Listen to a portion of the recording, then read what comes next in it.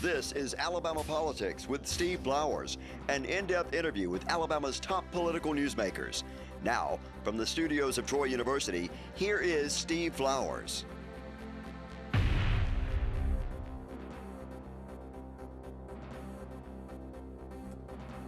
I'm Steve Flowers, and welcome to Alabama Politics. Folks, we're very fortunate tonight to have as our guest one of the leaders in the river region.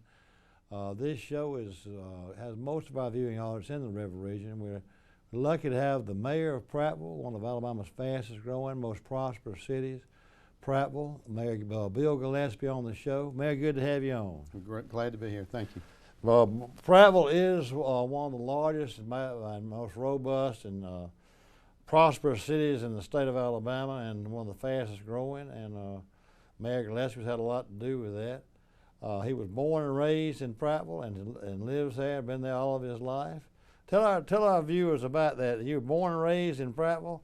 Now let me ask you, were you born right there in Prattville or here in Montgomery? Well, you know, I think some of those records have been lost. So I tell you if I was born and raised in Prattville, but I think it might have been in a hospital over here in Montgomery. But yes, you're right. Fortunately, my parents, they met years and years ago when my father decided he was going to go to Michigan to work in the Ford Motor Company plant up there, because the way I remember him But he was born and raised in that. He was born and raised here, and back in those days, we're making about $30 a week here for salary for a week's pay, and in Detroit they were making $300. So he went up there to make a little bit of money, met my mother up there. She's from Michigan then? She's from Michigan, from South Carolina. Yeah. South Carolina to a little town up there called Wyandotte, and so they met and married and moved back down here, and he started Gillespie Tire Service down on County Road 4, and been there all that time. And moved to where the current location is now in the 60s, which is downtown Prattville, and very, very fortunate. My father taught me a lot of things. My mother taught me a lot of things, and you know, I believe to be a public servant and you know, try to give back to the community. And through that, I've been able to take care of a family. But then out of that family, my son has grown up, and he had some options. He had several options to go out into the workforce, work field, and create his own. And he decided that he wanted to continue the family business along. So your daddy started that business about what year was it? About the 60s? 1955. 55. Is Yes, that old a business? Yes, sir. Yes, Gillespie Tire. Now, what about so your mother? Did you have any siblings in the business with you? Just you the only son? No, I have an older sister and then two younger brothers, and but I'm the only one who stayed with the family in the business. Right. So would you go to right out of school? You went to work at your tire company. Well, actually, even before then, and of course, you know, back then, child labor laws were a lot different. A lot of things were a lot different back then. But yeah, I actually started working down there when I was 13, and then missed some of the family trips to Michigan during Christmas and that kind of stuff, because at 16 I was still running the shop down there when they'd go on vacations and that kind of stuff. But they leave with you to run when you were 16 years old? Well, of course, I had a lot. There's always been a little family affair, and that's one thing I'm very, I guess, fortunate about Prattville. And I use this terminology with my son, because I remember he was about 5 years old and acting up one day, and I told him, I said, Bobby, I said, right now at this time, everybody here in Prattville, we know each other from some shape, form, or fashion. And I said, the best thing for you to do is remember, if you're going to act up, it better not be in public. It better be at the house. But if you do act up in public, you better let me know before somebody else does. Because if you act up, somebody will let me know. And so I think that always helped keep him on the straight and narrow. But no, I mean, where I was down there was, it's because in the automotive industry, it becomes, I guess, a little bit like a family deal. The Gibsons. Yeah, I knew Mac. I know Mac well. He has some sons, and Bob Gibson and I are good golfing buddies and everything. And so Bob, y'all competitors, y'all get along well. And there's times that they help us out and we help them out, because it's just sort of a family Let me thing. ask you this, because Prattville's changed a lot since you were born, and has gotten that business in '55. I bet a lot of the tires y'all supplied to people were farm and rural, whereas now it's mostly just vehicles, isn't it? Yes, and you know, and because way back then, because you had a lot of people might not even remember Sunday Blue Laws, but you know, it's because now when Daddy opened the store, it was more of a country mart. He was when he was in the military, he was also a cook, so he had some butchering skills, and so he had a little bit of a grocery store and a gas station. He started recapping tires, and Daddy had a good business mind, but he wasn't very mechanically inclined, and so I got a little bit of both of those, and I guess the mechanical side of it was from my mother's side. But whenever he started it, it was almost like the little pack-a-sack of the day, and there'd be times that on Sunday morning, because we lived right across the road, County Road 4 from the business. And so people, y'all live right across the road. Growing up, you did? Growing up, and somebody'd come knocking on the door on Sunday morning. Hey, Billy, I'm out of toothpaste or shaving cream or something, and he'd walk over there and give it to them. They'd come back the next day and on Monday and pay for it or something on that line, or he'd credit it for them. But you know, like I say, things have changed a lot from back then, and but we're still very blessed to still be able to hold on to a little bit of that kind of stuff. Now, your son's there with you. When you were growing up, did you have any interest in politics? You think you might want to be a mayor or a city councilman one day? Not one, not one. You know, my father was on the city council. Oh, he was for a couple of terms, and of course, you know what I guess Daddy really instilled in me was the city of Prattville, Watauga County, has been very good to the Gillespie group, and he was always trying to give back in different ways, and that's when he ran and got on the city council. And then later on, I wanted to give back, which I started giving back in a little different way. Early on, actually, I started doing some youth umpiring, and I did about 18 years of that. And I don't know if it was a compliment or a backhanded compliment. I had a father of which is a current police officer of ours.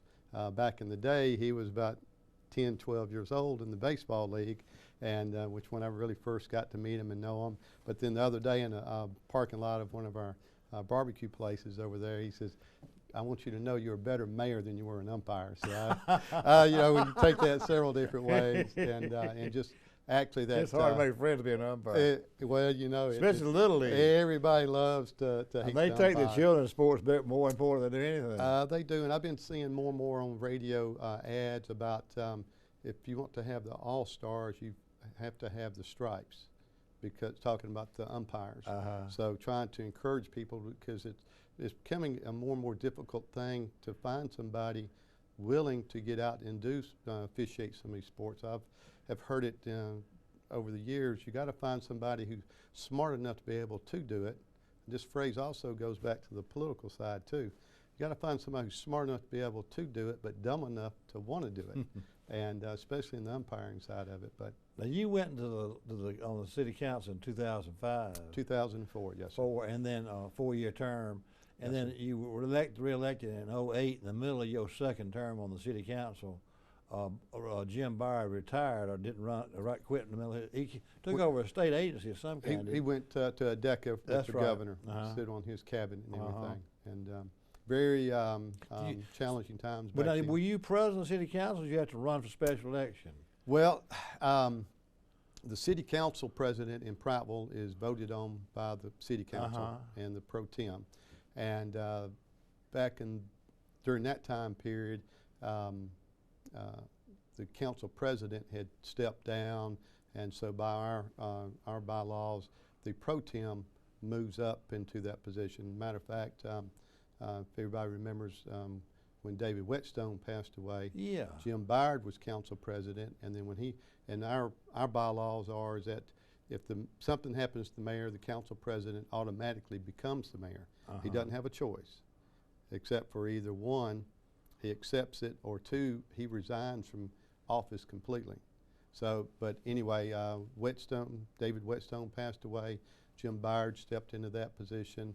They appointed somebody to fill the rest of his term. Was David Whetstone the one that was a lawyer and down in Mobile, Baldwin County, and moved up here? It's a different one, isn't it? I believe so. I don't think so. I know there's some Whetstones in the Watauga County area that go way back.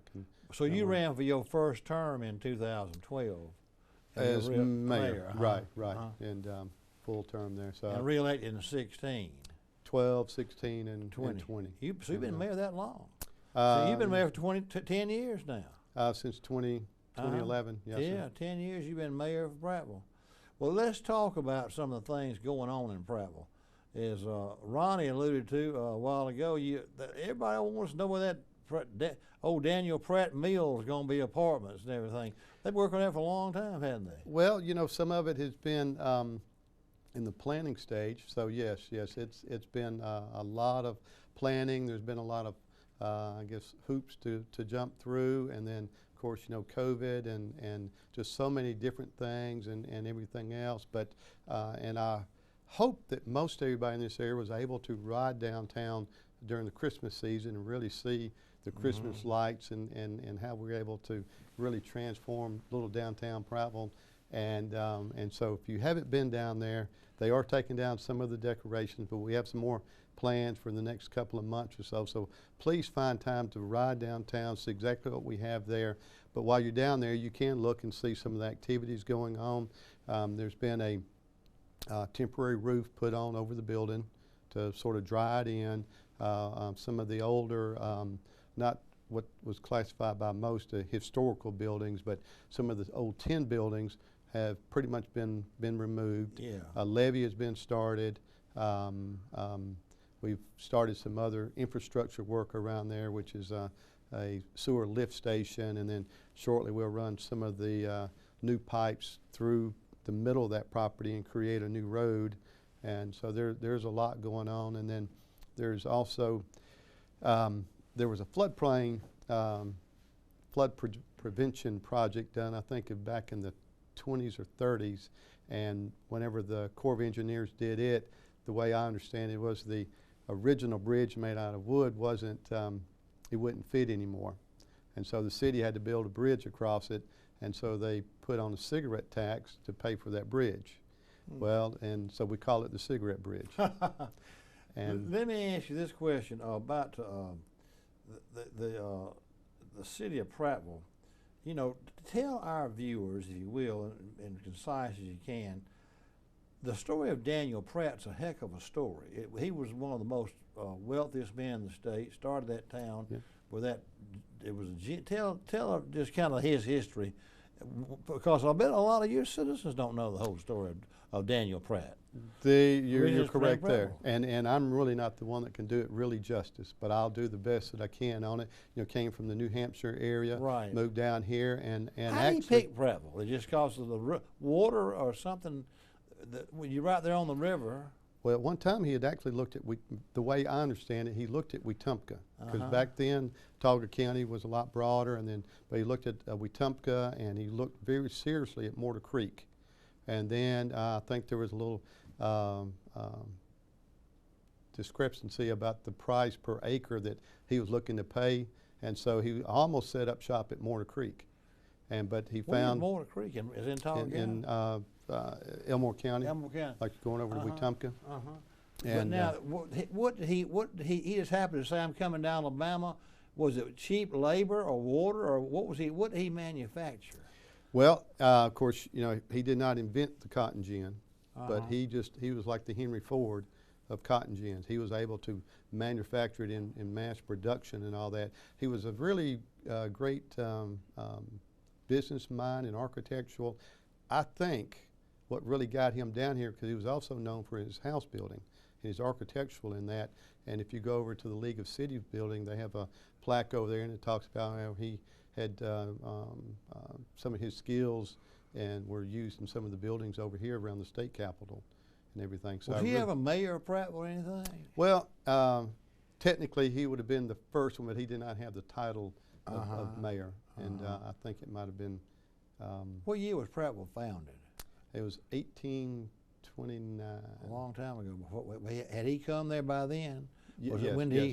Yes, and you know what, I hate to say I'm probably wrong on that date. And, but it doesn't matter about that era. Right, and now, as a matter of fact, whenever he came through. Before the Civil War, though. Right. Yeah, whenever he came through, it was nothing but, matter of fact, there's a historical sign out behind City Hall. And if you ever find time, come down on our creek walk, and you'll be able to really read some more of the history there. We have a historical sign there, and it really talks about when Daniel Pratt bought all this area. A lot of people sort of laughed at him a little about it because they said, look, he's over buying his swampland, and look, what he's turned it into now. It was a cotton gin business. Yes, but now he picked Prattville after Mortar Creek and these other areas because of the water, the power source. The power source then was the water.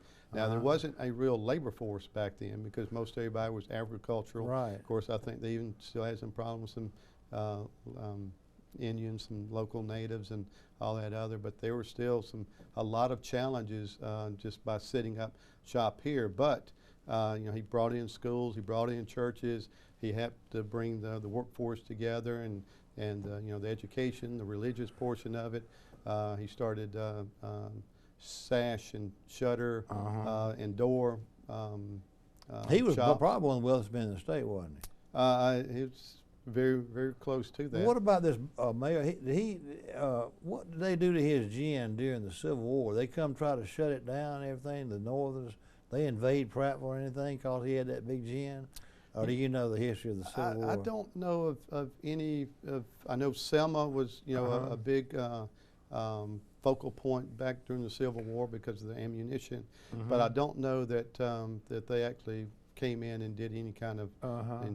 There's no history of them coming down and invading Prattville because of his gin there. The only history I'm aware of is where some of the local Prattvilleans set off from going to war back in those days.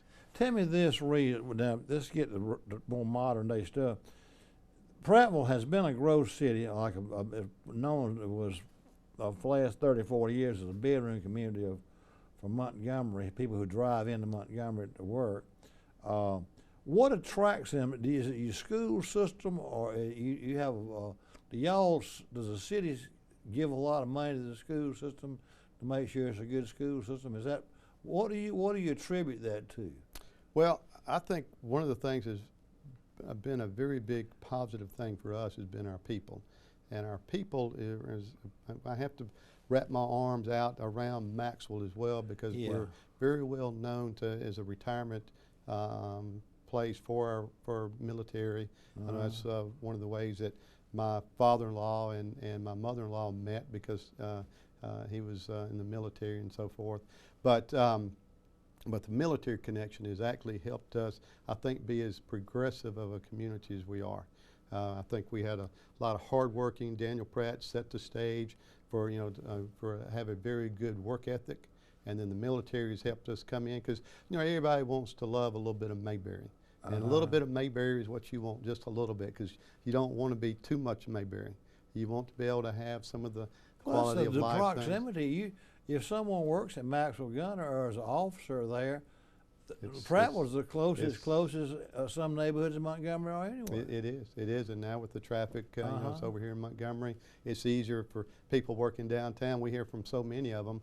They'll come to some of our eateries or shops or even make it downtown. But, the education system is very, very important, and I think that's going to be one of the next things that we're focusing on during this upcoming quadrennium that we're in. But all in all, it takes a whole bunch of different things. It takes for a community to be successful. And some of those things start off down in the ground, infrastructure. And I've always said to some degrees, it takes the schools, the streets, and the sewers. You got to be able to tie all those together because when you have all those together, that's when you're going to be getting your churches in, you're going to get your shops in, you're going to have your people in. And Prattville is a very safe community, so you got to have your police force, our first responders, our police and fire department I think are top notch. I can compare them. I'll be glad to put them up to anybody, compare them to anybody here in this area. But they're highly dedicated, very well trained, but the education system is important, our safety is important, but you also have to have those things. You got to have the eateries, you got to have the grocery stores, you got to have places to shop, but then you got to have places to be able to unwind as well. So now we have the golf courses, or we have some of our waterways and you're all fortunate those golf courses are all in Autauga County, aren't they? Well, actually, Prattville Country Club is in Autauga County, which is a private The Trent semi. Jones course is. That's in Elmore County. Okay. But it is inside the city limits of Prattville. Okay. And you know, that was the. I didn't know you got part of Elmore County in the city of Prattville. Oh yes, yes. I did yes. not know that. And I thought all of it was in Watauga County. No, no. Well, I learned something today. That's interesting. I bet not many people know that. Well, and a lot of, you're right, a lot of people don't. And there's some that want us to promote more of that, and to some aspect we have, but then there's some other ones that they know what they want, and no matter whether it's in Elmore County or Watauga County, that's what they're getting. But and one aspect that a lot of folks may or may not know, and we mentioned Matt Gibson earlier when he was a representative, because you have municipal taxes and you have county taxes. And so when we're in two counties, then one might have a different rate than the other, sales tax rate, and that's what we ran into. And Watauga County had one rate, and Elmore County had another rate, and Elmore County was a penny cheaper. And so Prattville was sort of right there in the middle. You go to one Prattville store on, we'll say Walmart, and you're paying, at the time I think 7.5 cents. Well, then you go on over to the Lowe's, and you're paying 8.5 cent sales tax. And I'm sorry, it would have been 8.5 and 7.5. And so then with Matt Gibson, he comes in with a legislative act and levied a penny in the Elmore County portion of Prattville, which we share some with Elmore County. So that made it 8.5 across until we had another tax increase sometime later, and it's 9.5 in Prattville now. You mentioned something a while ago that I think you were alluded to, and having been raised and born and raised in Prattville, you've seen the growth. A lot of it has to do with military people. It's what I'm gathering you're saying. I did not know this till about 5 years ago. I was sitting, Todd Strange was sitting right where you are, the mayor of Montgomery. I had him on. We were talking about what was going on in Montgomery, and it was a downturn in the economy, and it actually was state employees were down a little bit. And having been an observer of the river region over my lifetime, I just assumed that state government was the biggest employer, that most people who live in Prattville and Montgomery work for the state government. And I said, I know that's hurt your economy. He says, well, and I said, that's y'all's biggest employer. He says, no, that's not our biggest employer. I says, I'm sorry it's happening, but it's not our biggest employer. I says, Hyundai y'all's biggest employer? He said, no, it's Maxwell Gunner. And not many people realize that. Right. It's the same, almost same analogy that people assume that Destin, Florida area, that the resorts and the tourism is their biggest economic factor. It's Eglin and those Air Force bases. Right. Maxwell Gunner is y'all's biggest economic engine in Prattville, probably. And in so many different ways, because they're on committees, they're in our churches. That's what I'm coaching, yeah. Right, and you know, and I mean, they're doing so many different things in there and helping us. The retirees is what it is. The retirees, and then we also have a very large number of the officers that come over here. They seem to like it, and they'll buy a house and rent it out, and then sometimes they will come back or you know, to stay permanently after they retire, or they just continue to rent it or whatever. But they have recognized that Prattville is a very welcoming place, and I'd say that Prattville and Maxwell, the military, have a little love affair together and seem to be working very, very good together, and hope to continue that for many, many years to come. Well, now your reputation is and this is a good reputation, that you're a very conservative, good financial, good businessman, that you've got the city of Prattville in real good shape financially. That it at one time was getting a little bit debt heavy, but you've got the city of Prattville in pretty good financial shape, haven't you? I think so, and you're given credit for that. You consider very conservative, which I think is an attribute. I mean, I'm a conservative fiscal person too, but you have a reputation of being a good steward of taxpayers' money. I appreciate that, and very proud that we're fixing to pay off another little more than $5 million worth of debt, and some of our long-term debt. That's come from construction for y'all because of growth and everything. It's several different things. you know, one of the things that we have done, we went in and we got away from a lump sum budget to a line item budget. We created some enterprise funds, which basically the way I describe an enterprise fund is a shoebox type of accounting. Our sanitation and wastewater are enterprise funds, separate ones. And so any monies that come in from a wastewater department goes into their shoebox. And so any expenses and some of my salary, some of the finance director, you know, and the support staff gets a small amount of that, but most everything is kept in that shoebox for them. And way back in the day, and when I first got on council, there was a lot of struggles inside our wastewater department because City of Prattville was going under real close of going under some mandates about what we're going to do with our wastewater department, and because of ADM changes and spills that we were having. And that's one of the things that always surprised me about all that, because wastewater is so important to us all. Yeah. Whether you're talking about individually, families, just as a community, but then also economic development. Because and James Hardy is one of our biggest success story in current times. They came in and they had actually looked around this area for years, and from my understanding of the story, and we've had our South Industrial Park since the 80s, I believe, and they really didn't even look at it. Well, then the Autauga County and City of Prattville decided we're going to go together as a partnership to build a road and bridge from 82 over to Industrial Park.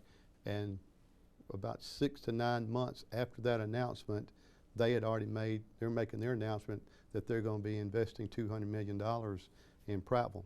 Wow. And but they did their homework, and one of the biggest concerns that they had, and they spent so much time with our public works director, is that they're going to discharge so much water. Could our wastewater plants handle all that? And they were very impressed with the enterprise funds and how we could adapt to their needs as they need to be. So it's you know, there's no one thing that got us to where we are. Our location is one, our people are another, our natural resources, but then also preparing for the future, because you've got to have a lot of those infrastructure items that are sometimes underground. You know, and it's hard for a politician to put, and we just spent $33 million on a wastewater plant expansion. It's hard for a politician to put $30 million in the ground. That's right. And you know, but it's all those little things that come together, and I think the military presence, the education, I guess some of our attributes of being able to take from our past and apply that to the future is really taking us to where we are. Well, you're doing a good job as mayor. I hate to tell you our time's up, but you're doing a great job as mayor of Prattville, and we're glad to have you take time out of your day to be with us. Folks, our guest tonight has been the mayor of Prattville, Bill Gillespie. He's doing a great job up there. We thank you viewers for watching. Hope you tune again next week for Alabama Politics. Thank you so much. Goes by in a hurry, doesn't it? Thank you. It surely does. I'm glad that was a good